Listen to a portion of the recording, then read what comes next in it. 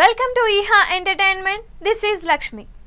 Power star Pawan Kalyan కున్న craze మామూలుది కాదు.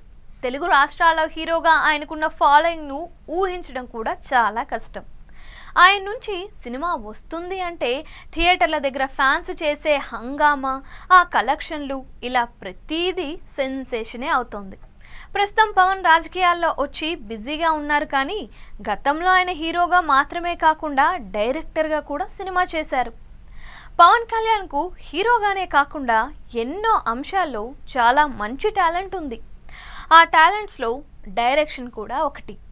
పవన్ దర్శకత్వంలో ఆల్రెడీ గతంలోనే జానీ అనే సినిమా వచ్చిన సంగతి తెలిసిందే. పవన్ దర్శకత్వంలో సినిమా రావడంతో ఆ సినిమా అప్పట్లో భారీ క్రేజ్తో ఎన్నో అంచనాలతో రిలీజ్ అయింది. ఇప్పటికీ ఆ సినిమాకు కల్ట్ ఫ్యాన్స్ ఉన్నారు.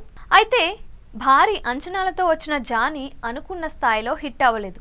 కానీ ఆ సినిమాను ఇప్పుడు రిలీజ్ చేస్తే మాత్రం మంచి కలెక్షన్ దక్కే అవకాశం ఉంది.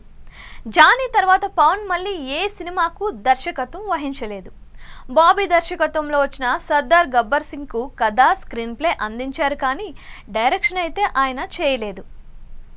ఇదిలా ఉంటే పవన్ దర్శకత్వం గురించి ఇప్పుడు ఇంట్రెస్టింగ్ విషయం తెలుస్తోంది.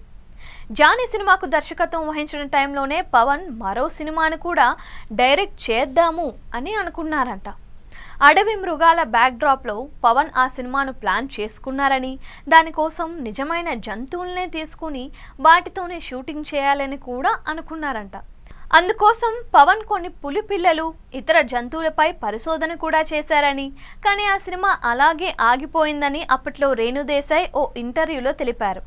నిజంగా పవన్ అనుకున్న కాన్సెప్ట్తో ఆ టైంలోనే సినిమా వచ్చి ఉంటే అదొక ట్రెండ్ సెట్టర్ మూవీగా మిగిలేదని ఆయన అభిమానులు అభిప్రాయపడుతున్నారు.